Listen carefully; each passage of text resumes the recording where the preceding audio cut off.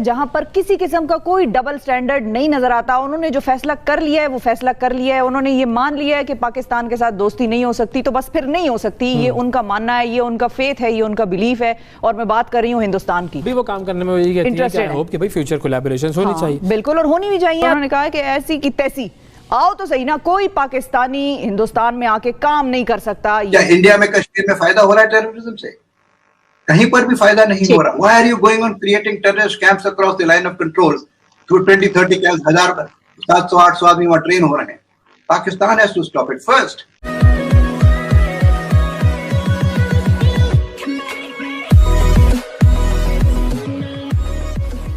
नमस्कार दोस्तों, पाकिस्तानियों का लाखों करोड़ों का नुकसान होता है जब हम जो है वो पाकिस्तानी एक्टर्स को इंडिया में आने नहीं देते या फिर पाकिस्तानी क्रिकेटर्स को इंडिया में आने नहीं देते, और जब कभी भी उनको पिछले दरवाजे से आने की ट्राई करते हैं तब उनको भगा दिया जाता है।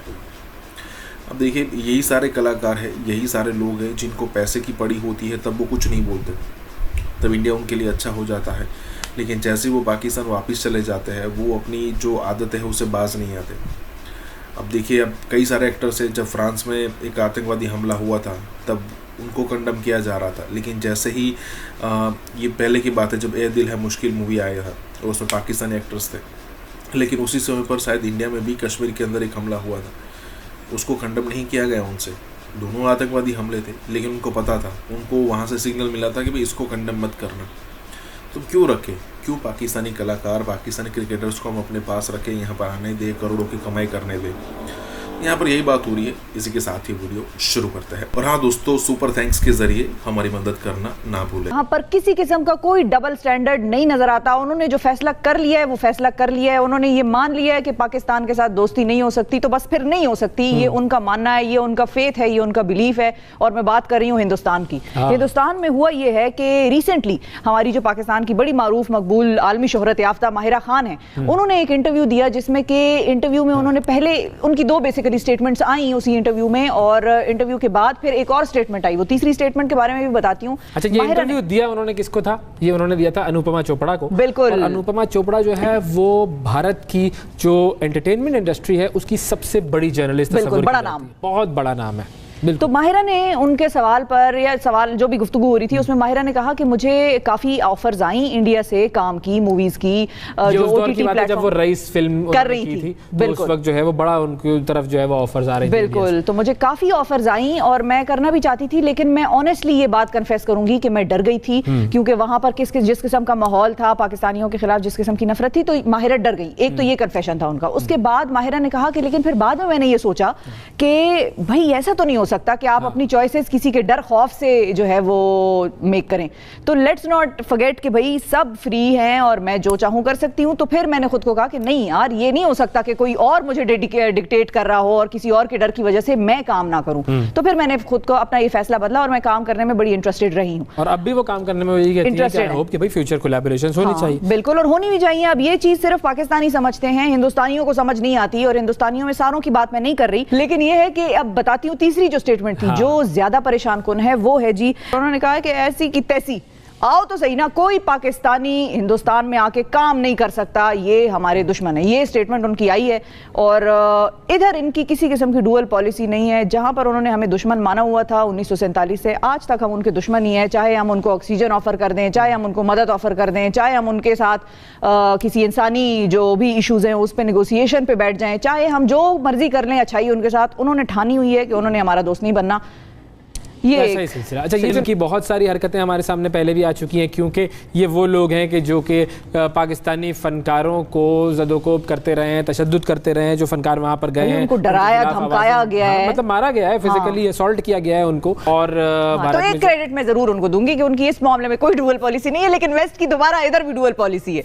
यहाँ पर उनकी भी डुअल पॉलिसी है कि हिंदुस्तान वो नहीं है, वो जो होता है ना कि हम आह भी भरते हैं तो हो जाते हैं बदनाम, वो कत्ल भी करते हैं तो चर्चा नहीं होता, उनके कत्ल भी किसी को नजर नहीं आते, और हमारी आहें भी जो है लोगों को परेशान कर देती हैं। तो आजाद शायरी की तरफ जो है आप, जब मैं जज्बाती हो जाती हूँ ना फिर मैं कुछ नहीं देखती।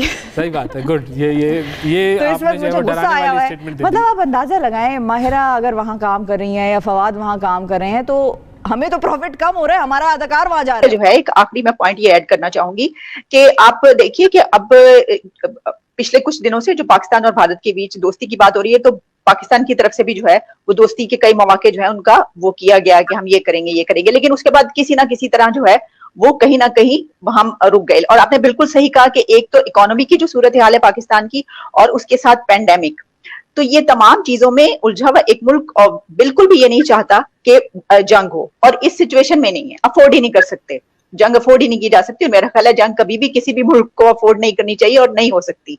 तो इस सिचुएशन में पाकिस्तान भी जो है वो दोस्ती का ही हाथ, तो आपके जहन में कोई ऐसी बात, कोई एक ऐसा पॉइंट क्या है फॉर्मूला कि इस सब सिनेरियो के बावजूद अगर कोई ऐसी चीज जो है वो कुछ ऐसा हमें हल मिल जाए कि ना हो सके अगर कोई ऐसे हालात बनते हैं? फिर बात वहीं आके रुक जाती है कि देयर आर कॉन्फ्लिक्टिंग पावर्स।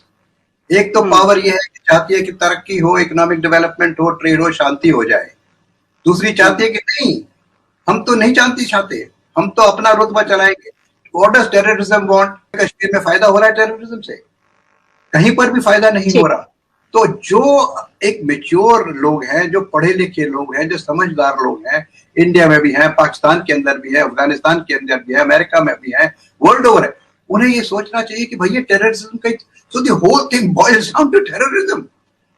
और अगर हम सब मिलकर टेररिज्म में जुड़ना शुरू कर दें तो मसला काफी हद तक हल हो सकता है। अफगानिस्तान की लड़ाई शुरू क्यों हुई? क्योंकि there was a major terrorist incident in America, तब तो उसने रिस्पॉन्ड किया ना। और उसका नतीजा क्या निकला? Osama bin Laden has been killed in Pakistan. और पाकिस्तान को मालूम तक नहीं कि उसामा बिन लादेन उनके घर में रह रहा है।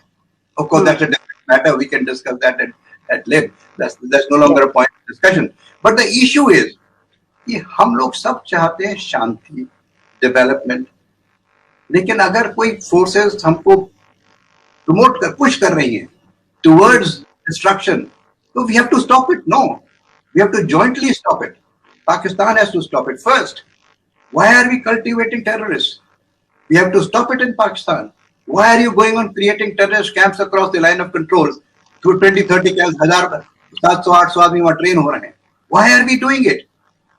We have to stop this. It is a very serious matter which people seem to neglect it. एक terrorist incident हो गई जब 15 आदमी मार दिए। अरे भाई, उससे क्या हो रहा है? क्या ह्यूमैनिटी को कुछ फायदा हो रहा है? क्या आपकी नजरों में कोई बड़े पावरफुल बन गए? तो these are the issues which some intellectuals have to sit down in every country. ये नहीं मैं कह रहा कि भारत की और अमेरिका की और यूरोप के इंटेलेक्चुअल आके पाकिस्तान को बताए। पाकिस्तान के अंदर पढ़े लिखे लोग हैं। I mean, I can tell you number of people in Pakistan who are opposing terrorism. तो खुलकर मेरे ख्याल से आप भी मेरे ख्याल से टेररिज्म को सपोर्ट नहीं करेंगी। क्या आप चाहते हैं कि टेररिस्ट इंसिडेंट हो, स्कूल जला दी जाए, मस्जिद जला दी जाए? आप क्या देखिए कितनी बड़ी मस्जिद को जला दिया गया था, याद है? ब्लू मस्जिद क्या कहलाती है वो? जी जी जी, बिल्कुल। बहुत से ऐसे इंसिडेंट्स में